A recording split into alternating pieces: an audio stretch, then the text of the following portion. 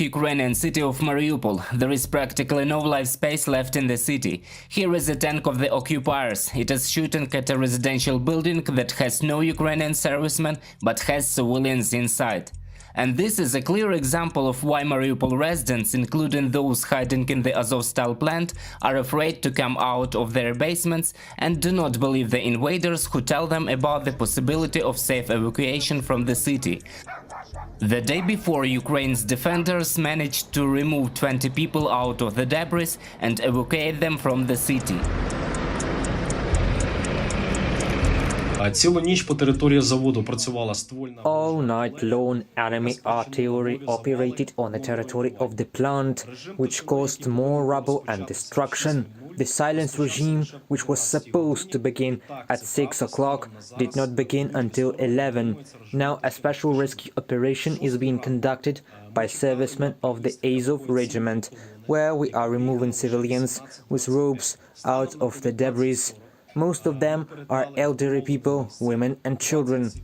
The occupiers destroyed 12 more houses in the Luhansk region and fired on residential areas of the settlements 19 times.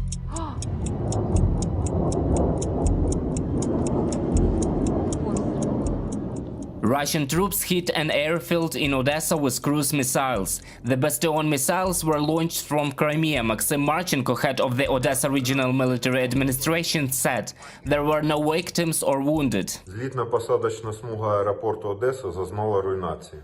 The landing field of the Odessa airport has been destroyed.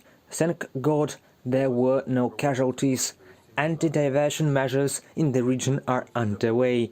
This is to ensure maximum safety for the residents of the Odessa region during the long curfew period. The construction of the new landing field in Odessa was 5 years long.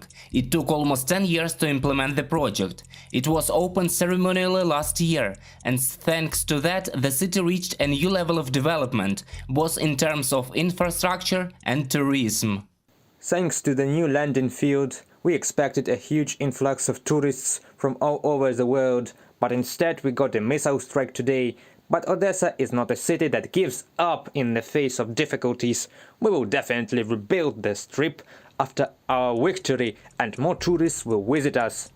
The Russian occupiers are conducting combat operations in order to reach the administrative borders of the Kherson region and create favorable conditions for an attack on Mykolaiv and Kryvyi Rih, the General Staff of the Armed Forces of Ukraine reported.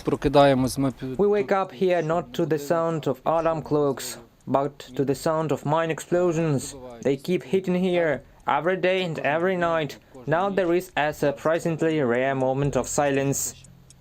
The British intelligence reports that Russia is trying to legitimize its administrative power in Kherson and the nearby area. Strong control of the Kherson region will improve Russia's ability to move north and west. It would also strengthen the security of Russia's position in Crimea.